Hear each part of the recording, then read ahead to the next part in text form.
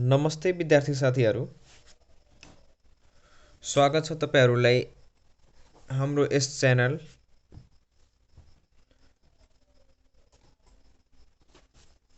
आजको यस क्लासमा हामी क्लास 11 एकाउन्टेन्सी को युनिट 4 रेकर्डिङ फर ट्रान्जेक्सन को क्लास स्टार्ट गर्न गइरहेको छौं।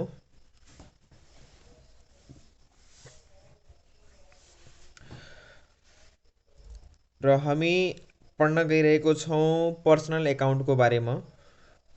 पर्सनल अकाउन्ट के हो? कुनै पनि प्राकृतिक व्यक्ति नेचुरल पर्सन वा कृत्रिम व्यक्ति आर्टिफिशियल पर्सन। यो आर्टिफिशियल पर्सन भनेपछि कस्तो हुन्छ? अब नेचुरल पर्सन भनेको हामी मानव भइहाल्यो। हामी मानव सबै के हो? नेचुरल पर्सन हो। आर्टिफिशियल पर्सन भनेको के हो? कानुनद्वारा मान्यता प्राप्त एउटा के हो? लीगल पर्सन हो। लीगल पर्सनलाई आर्टिफिशियल कानुनी व्यक्ति लीगल पर्सन भन्छ यसलाई।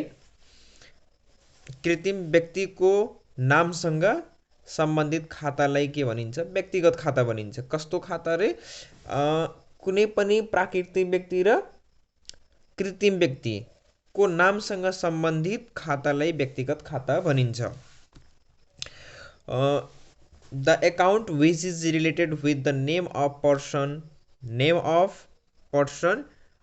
अथवा यसरी पनि भन्न सकिन्छ name of natural person and artificial person is called personal account. भनेपछि कस्तो कस्तो एउटा प्राकृतिक व्यक्ति र कृत्रिम व्यक्तिको नामसँग सम्बन्धित जस्तै राम्स अकाउन्ट, रामको खाता। अब यो राम भनेको के हो?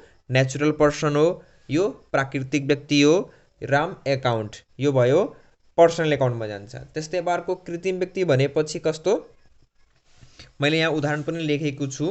नेपाल राष्ट्र बैंक अकाउन्ट। नेपाल राष्ट्र बैंक अकाउन्ट के हो? एउटा कृत्रिम व्यक्ति हो। यो के हो? लीगल पर्सन हो। ठीक। त्यस्तै अर्को रहेको छ कृति पब्लिकेसन अकाउन्ट। यो पनि एउटा के हो? कृति पब्लिकेसन एउटा के हो? बिजनेस हो नि। ठीक हो, बिजनेस। यो के भन्छ? नेपाल गभर्नमेन्टले तोकेको नेपाल संविधानमा रहेको जुन नीति नियम हुन्छ त्यसमा आधारित भएर दर्ता भएको एउटा के हो? फर्म हो, बिजनेस हो, हैन? संस्था हो। यानी कि संस्थाको नामसँग सम्बन्धित सबै खाता के हो? पर्सनल अकाउन्ट हो। यदि यसले पनि भन्न सकिन्छ कुनै पनि व्यक्तिको नाम तथा संस्थाको नामसँग सम्बन्धित खातालाई के भनिन्छ? व्यक्तिगत खाता भनिन्छ।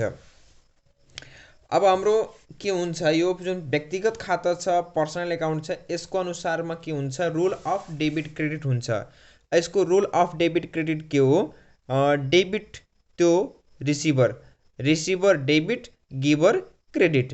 रिसिभर डेबिट अनि गिभर क्रेडिट। यानी कि जो व्यक्ति जसले प्राप्त गर्छ त्यो रिसिभर हो र जसले दिन्छ त्यो क्रेडिट हो। जस्तै अब उदाहरण यसको हामी बुझ्न चाहन्छौँ भने यसको उदाहरणको लागि मैले उदाहरण यहाँ पेश गर्दैछु। म उदाहरण यहाँ लेख्न जाँदैछु। जस्तै यहाँ छ हामी के को बारेमा डिस्कस गरिरहेको छौं? पर्सनल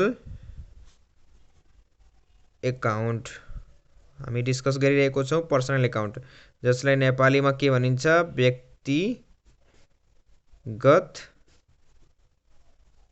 व्यक्तिगत खाता भनिन्छ, हैन? हो, यो व्यक्तिगत खाता। अब यो व्यक्तिगत खाताको हामी डिस्कस गर्न गइरहेको छौं। यसको एक्जाम्पल, हैन? ल एक्जाम्पल, यसको एक्जाम्पलमा जस्तै cash paid to Ram rupees 5000। Cash paid to Ram 5000। अब यो राम के हो? नेचुरल पर्सन हो, अथवा व्यक्तिगत खाता हो, व्यक्तिगत खाता हो, व्यक्तिगत खाता हो। यो राम के हो, नेचुरल पर्सन हो। यानी कि हामी अघि नै पढिसक्यौं कि रिसिभर, रिसिभर जो हुन्छ के हुन्छ, डेबिट हुन्छ, र गिभर जुन हुन्छ त्यो के हुन्छ, क्रेडिट हुन्छ।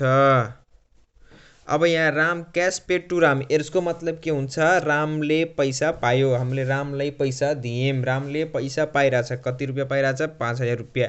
यानी कि राम रिसिभ गरिरहेछ कि गिभ गरिरहेछ, राम पैसा रिसिभ गरिरहेछ। यानी कि राम के हो, अहिले यहाँ रिसिभर हो, रिसिभर। रिसिभर भएपछि हामी के हुन्छ पढेछौँ, डेबिट हुन्छ। यानी कि अब यसको एन्ट्री कसरी हुन्छ, राम एकाउन्ट डेबिट, सर्ट फर्ममा डेबिटलाई डिआर लेखिन्छ।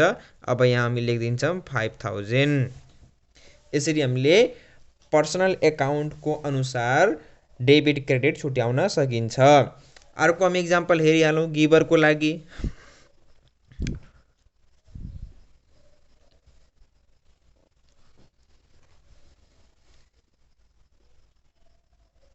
Cash received rupees 10,000 from Shyam. ठीक, अब यो हामी cash receive from 10,000, cash receive 10,000 from Shyam, यो हाम्रो क्वेसन छ। यो हाम्रो इक्जाम्पल नम्बर 1 भइहाल्यो, यो इक्जाम्पल नम्बर 2 भइहाल्यो। अब कैश रिसिभ 10,000 फ्रम श्याम, श्यामबाट 10,000 रुपियाँ प्राप्त भयो। यानी कि श्यामले पैसा दियो, श्याम के भयो, गिभर भयो, श्याम अहिले दिनेवाला भयो। श्याम गिभर भएपछि हामी पढेको छौँ गिभर, यो श्याम गिभर भयो, गिभर भनेपछि के हुन्छ, क्रेडिट हुन्छ। यानी कि अब यहाँ के हुन्छ, श्याम एकाउन्ट लेख्दाखेरि यो क्रेडिट हुन्छ। तर साथीहरू हामी जर्नल एन्ट्री गर्दाखेरि यहाँ 2 लेखिन्छ, क्रेडिटको ठाउँमा क्रेडिट नलेखेर 2 श्याम एकाउन्ट लेखिन्छ। यसको मतलब श्याम क्रेडिट हो, 2 लेख्यो भने श्याम क्रेडिट हो भन्ने बुझिन्छ। त यसको अगाडि हामी कति लेखिदिन्छौँ, सरी कति हो, 10,000, 10,000 लेखिदिन्छौँ। अब यो भयो नेचुरल पर्सन, यो पनि एउटा के हो, नेचुरल पर्सन हो, नेचुरल पर्सनको केस भयो। अब हामी जान्छौँ आर्टिफिसियल पर्सनको केसमा। अब आर्टिफिसियल पर्सन कस्तो हुन्छ फेरि, अब हामी आर्टिफिसियल पर्सनको केसमा जान्छौँ भने इक्जाम्पल नम्बर 3 मा गए, क्यास डिपोजिटेड इन्टु ब्याङ्क। ल कुनै पनि ब्याङ्क छ भनौँ, अब हामी क्यास डिपोजिटेड इन्टु ब्याङ्क, यानी यसको मतलब के हुन्छ, ब्याङ्कमा 5000 रुपियाँ क्यास जम्मा गरेँ। ठीक, यसको मतलब के हुन्छ, ब्याङ्कमा 5000 रुपियाँ पैसा मैले जम्मा गरेँ। अनि ब्याङ्क भनेको के हो, यो आर्टिफिसियल पर्सन हो। यो के हो, आर्टिफिसियल पर्सन हो। यो के हो, नेपालीमा भन्नुपर्दा कृत्रिम व्यक्ति, कृत्रिम व्यक्ति हो। अब कृत्रिम व्यक्ति हो, हामी यति बुझिसक्यौँ यो के हो, आर्टिफिसियल पर्सन हो। त हामी अगाडि परिभाषामा पढिसकेको छौँ, कुनै पनि व्यक्तिको, कुनै पनि प्राकृतिक व्यक्तिको नाम र कृत्रिम व्यक्तिको नामसँग सम्बन्धित खातालाई के भनिन्छ, व्यक्तिगत खाता भनिन्छ। हामी पढिसकेको छौँ। अब यो के हो, कृत्रिम व्यक्ति हो। अब हामी छुट्याउँछौँ यो पैसा पाइरहेछ कि दिइरहेछ, यानी रिसिभ गरिरहेछ कि गिभ गरिरहेछ। त क्यास डिपोजिटेड इन्टु ब्याङ्क, यानी कि ब्याङ्कमा पैसा जम्मा गऱ्यौँ, ब्याङ्कमा पैसा जम्मा गऱ्यौँ भने ब्याङ्कले पैसा प्राप्त गर्छ, यानी कि ब्याङ्कले पैसा रिसिभ गरिरहेछ। त यानी कि ब्याङ्क के भयो, रिसिभर भयो, RECEIVER, रिसिभर। यानी कि रिसिभर भएपछि के हुन्छ, यो डेबिट हुन्छ, र हामीले डेबिटको सर्ट फर्म के लेख्छौँ, DR लेख्छौँ। अब यसको एन्ट्री गर्नु पर्दा के हुन्छ, ब्याङ्क एकाउन्ट डेबिट रुपिज 5000। यसरी हामी डेबिट क्रेडिट छुट्याउन सक्छौँ। अब हामी अर्को पनि इक्जाम्पल हेर्छौँ, इक्जाम्पल नम्बर 4। इक्जाम्पल नम्बर 4 हामी हेर्छौँ। अब यसमा अर्को हामी हेरिरहेका छौँ cash withdraw cash withdraw from bank rupees ल 5,000 रुपियाँ हामी के गरिरहेको थियौँ, ब्याङ्कमा पैसा जम्मा गरिरहेको थियौँ। अब ब्याङ्कमा पैसा जम्मा गर्छौँ भने के हुन्छ, ब्याङ्कले पैसा प्राप्त गर्छ, त ब्याङ्क रिसिभर हुन्छ। अब हामी अर्को केसमा के गरिरहेछौँ, क्यास विथड्र फ्रम ब्याङ्क, यानि कि ब्याङ्कबाट पैसा हामी विथड्र गरिरहेछौँ, यानि कि ब्याङ्कले पैसा हामीलाई दिन्छ, हामी पैसा रिसिभ गर्छौँ, ब्याङ्क के हुन्छ, गिभर हुन्छ। अब यो ब्याङ्क जुन छ, अब हामी पत्ता लगाइसकेछौँ, हामी थाहा पाइसकेछौँ, हामीलाई थाहा भइसकेको छ कि ब्याङ्क के हो, एउटा आर्टिफिसियल पर्सन हो। अब हामी यति थाहा भइसकेपछि के हुन्छ, अब यो पत्ता लगाउँछौँ ब्याङ्कले पैसा दिइरहेछ कि पैसा पाइरहेछ। त ब्याङ्कबाट हामी पैसा निकाल्छौँ भने ब्याङ्कले पैसा हामीलाई दिन्छ, यानि कि ब्याङ्क के भयो, गिभर भयो।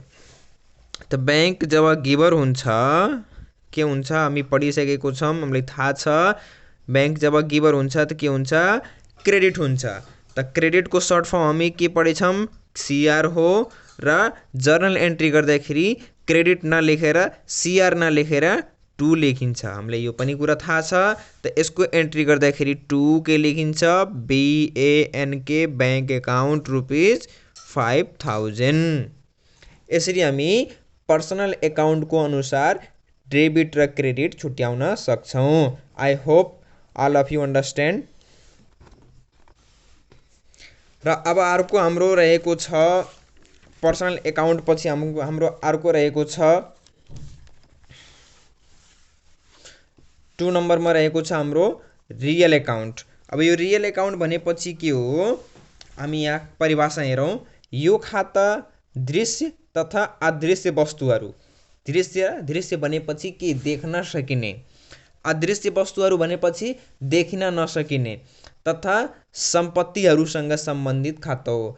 मतलब यो कुन खाता हो, वास्तविक खाता हो, यसको नाम हो इङ्ग्लिसमा यसलाई रियल एकाउन्ट भनिन्छ। अब यो कस्तो प्रकारको खाता हो, देख्न सकिने, देखिन नसक्ने तथा सम्पत्तिहरूसँग सम्बन्धित सबै खाताहरू के हो, वास्तविक खाता हो। जस्तै इक्जाम्पल हेरौँ त, जस्तै के छ, फर्निचर, संयन्त्र भनेपछि मेसिन बुझिन्छ, भवन भनेपछि थाहा नै भइहाल्यो घर, अनि त्यसपछि ख्याति भनेपछि कस्तो हो, यो एक प्रकारको सम्पत्ति हो जुन देख्न सकिँदैन तर फिल गर्न सकिन्छ। ख्याति भनेपछि कुनै पनि मानव व्यवसाय, बिजनेस छ, फर्म छ, अब त्यो ग्रोथ गरिरहेको छ, चलिरहेछ, त के हुन्छ, मार्केटमा त्यसको नाम चल्छ, हो त्यो मार्केटमा नाम चलेकोलाई के भनिन्छ, गुडविल, ख्याति भनिन्छ। यसले इङ्ग्लिसमा गुडविल भनिन्छ,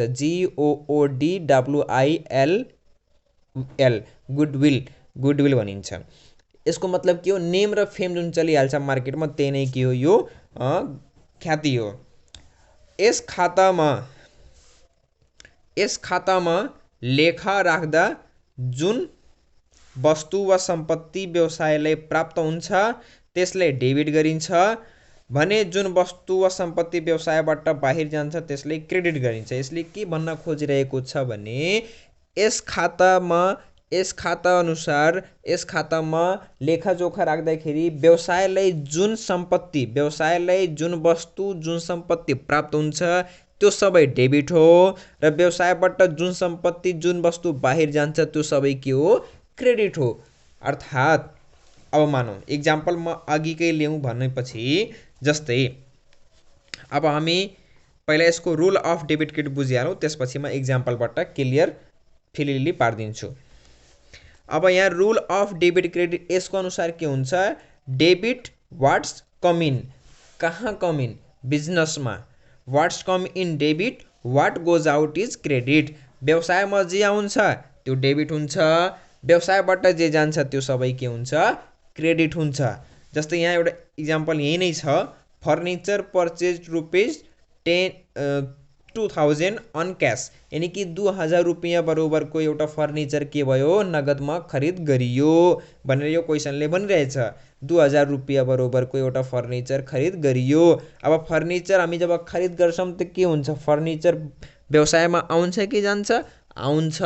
जस्तै हामी आफ्नो घरमा के गर्यौँ, कुर्सी ल्याएर कुर्सी किनेर ल्यायौँ भने कुर्सी हाम्रो घरमा आउँछ। हो त्यस्तै हामीले व्यवसायको लागि फर्निचर किनेको छौँ भने अब फर्निचरमा फेरि के हुन्छ, कुर्सी हुनसक्छ, टेबल हुनसक्छ, दराज हुनसक्छ होइन, फर्निचर आइटमहरू। त के हुन्छ, अब हामी फर्निचर किनेको छौँ त व्यवसायमा के भयो, फर्निचर एड भयो होइन, एड भयो, आयो। हो त व्यवसायले के प्राप्त गर्यो, वस्तु। हामी अघि यहाँ पढ्थ्यौँ नि, व्यवसायमा जुन सम्पत्ति वस्तु प्राप्त हुन्छ त्यो सबै के हो, डेबिट हो।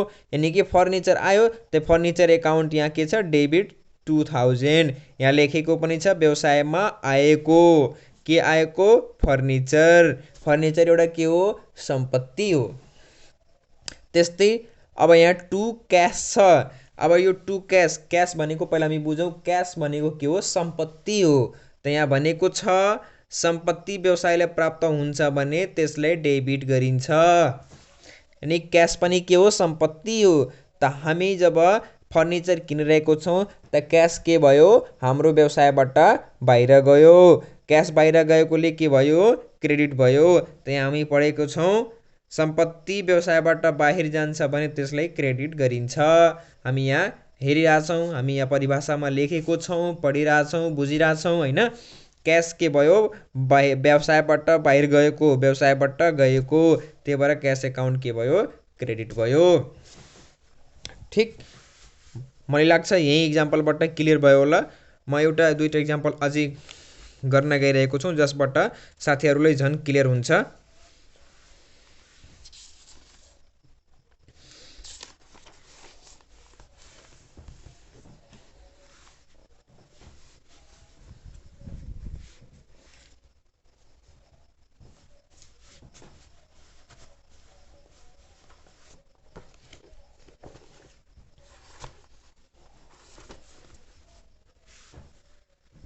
जस्तै यहाँ हाम्रो अब दोस्रोमा रहेको छ, कुन रहेको छ हाम्रो, कुन थियो,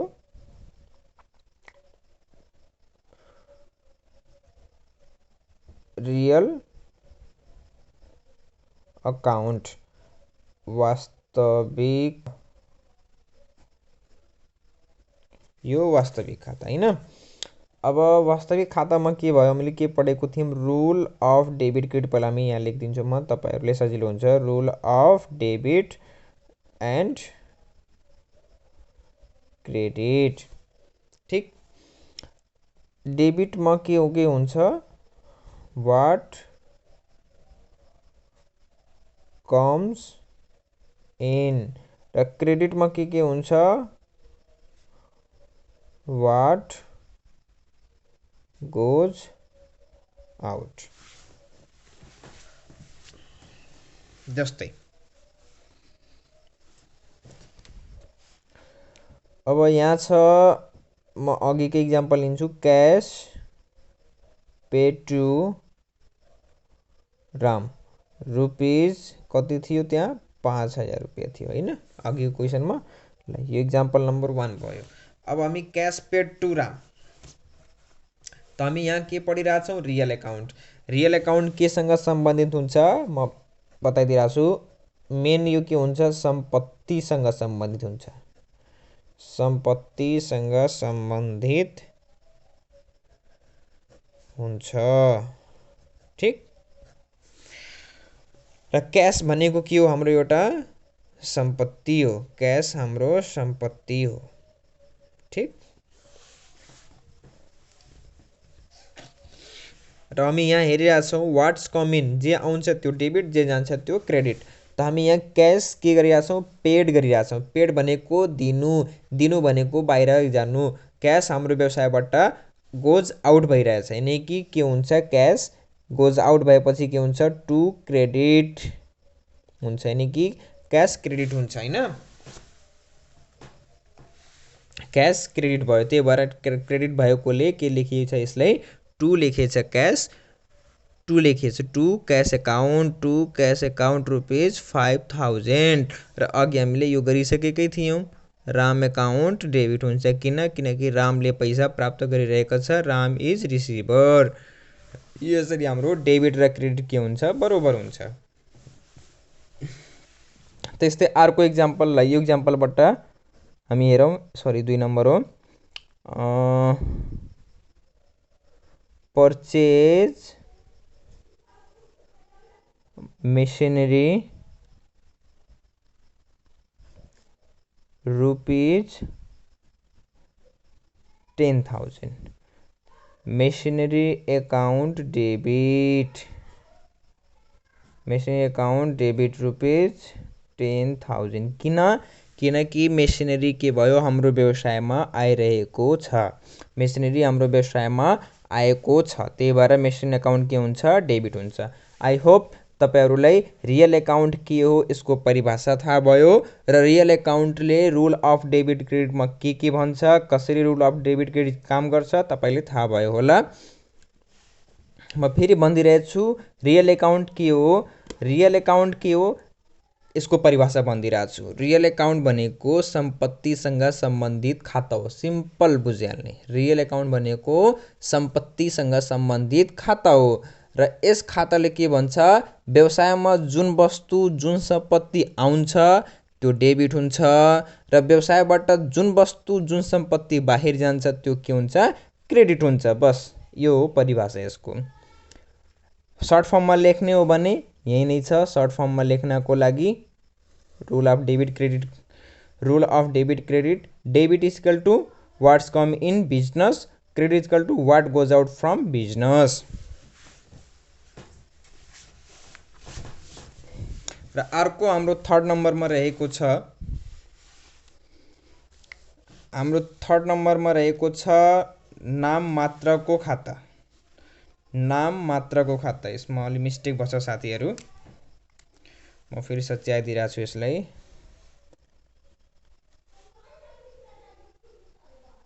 नाम मात्रको